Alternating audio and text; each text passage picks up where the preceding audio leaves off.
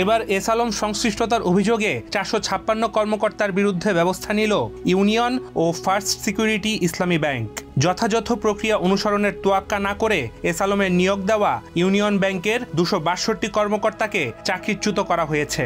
এদিকে এস আলম গ্রুপকে নামে বেনামে ঋণ দেওয়ার সঙ্গে যুক্ত 194 কর্মকর্তাকে কর্মস্থল থেকে প্রত্যাহার করেছে ফার্স্ট সিকিউরিটি ইসলামী ব্যাংক।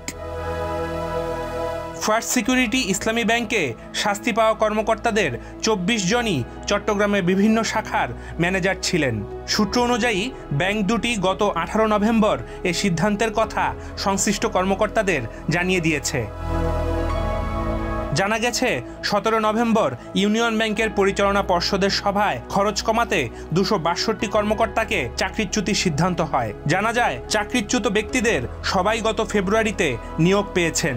এই নিয়োগ দিতে ব্যাংকটি কারো কোনো পরীক্ষা নেয়নি। এস আলম গ্রুপের দেওয়া তালিকা থেকে এই নিয়োগ দেওয়া হয়। চাকরিচ্যুত ব্যক্তিদের সবাই ট্রেনি অ্যাসিস্ট্যান্ট অফিসার ও ট্রেনি অ্যাসিস্ট্যান্ট ক্যাশ অফিসার পদের কর্মকর্তা।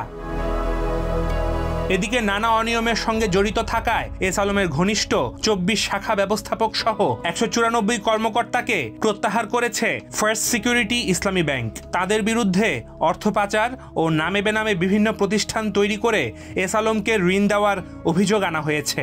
জানা গেছে ব্যাংকের চট্টগ্রাম অঞ্চলের সব শাখায় বিশেষ পরিদর্শন শেষে নিরীক্ষা প্রতিবেদনের ভিত্তিতে এই সিদ্ধান্ত নিয়েছে ব্যাংকটি। ইউনিয়ন ও ফার্স্ট সিকিউরিটি ইসলামী ব্যাংক দীর্ঘদিন এস আলম গ্রুপের নিয়ন্ত্রণে ছিল। গত আগস্টে হাসিনা সরকারের পতনের পর ব্যাংক দুটিকে এস আলম গ্রুপের নিয়ন্ত্রণ মুক্ত করেছে বাংলাদেশ ব্যাংক। তার আগেই ব্যাংক দুটির বেশিরভাগ অর্থ নামে বেনামে সরিয়ে নিয়েছে এস আলম গ্রুপ। এর ফলে ব্যাংক দুটি এখন তারল্য সংকটে ভুগছে। ডেস্ক রিপোর্ট, দি ফিনান্সিয়াল এক্সপ্রেস।